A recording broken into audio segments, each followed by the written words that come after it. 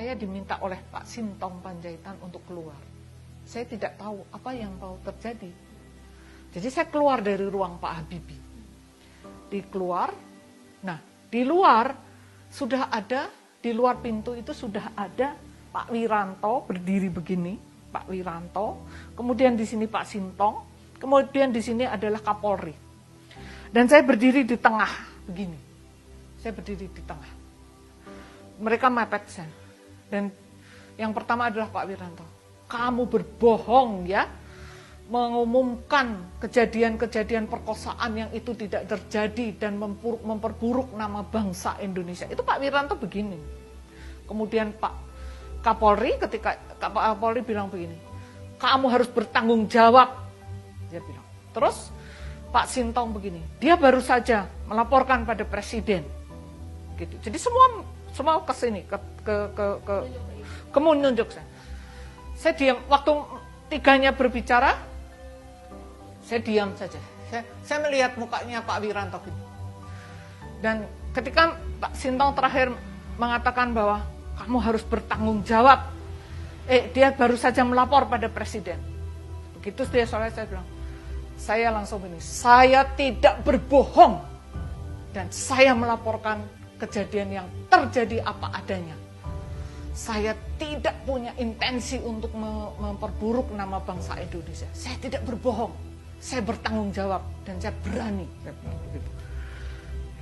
Setelah saya bilang berani, saya membalik dan saya masuk ke ruang Pak.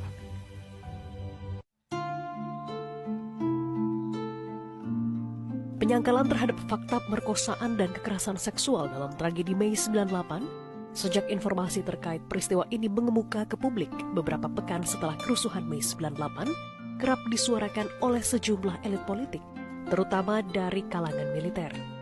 Meski demikian, B.J. Habibie yang kala itu baru 52 hari menggantikan Soeharto sebagai presiden, mengambil keputusan yang berani.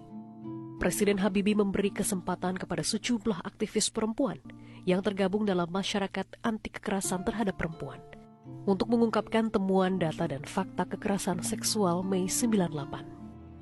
Setelah kami presentasi pada Pak Habibie, Pak Habibie almarhum mengatakan, saya percaya itu ada. Karena keponakan saya punya teman dekat, seorang Tionghoa yang menjadi korban perkosaan. Jadi apa yang ibu-ibu semua sampaikan, saya percaya. Dan ya ini saya singkat saja. Dan Pak Habibie bilang, sekarang apa yang harus saya lakukan untuk ini? Dan Ibu Sap mengatakan, kami ingin punya komisi nasional yang melindungi perempuan dari segala tindak kekerasan, baik oleh negara maupun oleh di rumah tangga. Jadi itu. Dan Pak Habibie mengatakan, baik, kalau begitu susun draft.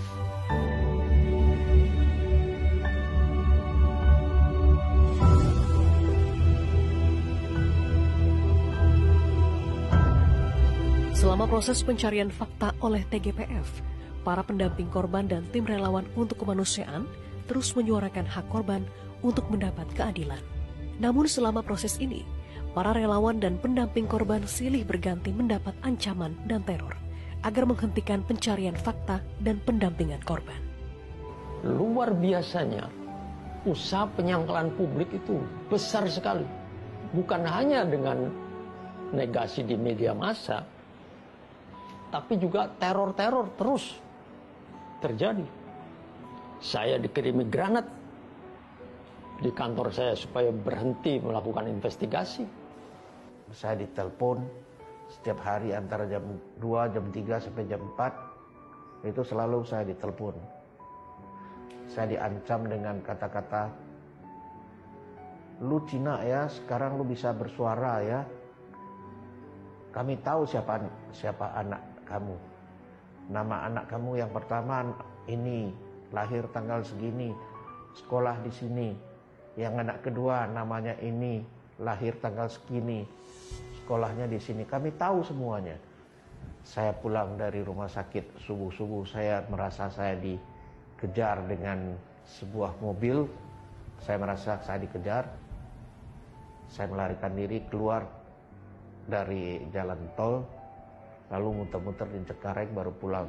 Sampai ke rumah sudah sekitar jam 6 subuh. Di sisi lain, meski Presiden B.J. Habibie mendukung upaya pengungkapan kasus perkosaan Mei 98, sejumlah pejabat pemerintah justru menyuarakan hal sebaliknya. Beberapa pejabat berwenang misalnya terus menuntut dihadirkannya korban yang mau memberi kesaksian terbuka pada publik tanpa adanya jaminan perlindungan yang memadai. Keadilan kita membutuhkan yang namanya testimoni korban langsung. Korban harus datang ke pengadilan. Sementara perkosaan Mei 98 adalah perkosaan massal. Yang kita tidak tahu siapa pemerkosanya. Tidak bisa kita tahu. Dan si korban, kita sudah tahu bahwa korban kalau testimoni dan menunjukkan diri, justru dia nanti akan menjadi korban berikut. Kalau keluarga kita diancam, siapa yang tidak takut? Mungkin ada 1-2 orang saja yang gila barangkali yang mau bersaksi. Saya kaitkan dengan ancaman-ancaman yang saya terima itu dengan kejadian kenyataan matinya anjing saya di rumah. Saya punya 3 ekor anjing. 1 anjing blasteran yang bisa molos dari pintu pagar, mati tertabrak atau ditabrak. Yang jelas aneh dia mati ketabrak, itu aneh. Yang kedua, anjingnya putih, saya tidak tahu dari jenis apa, anjing ras juga.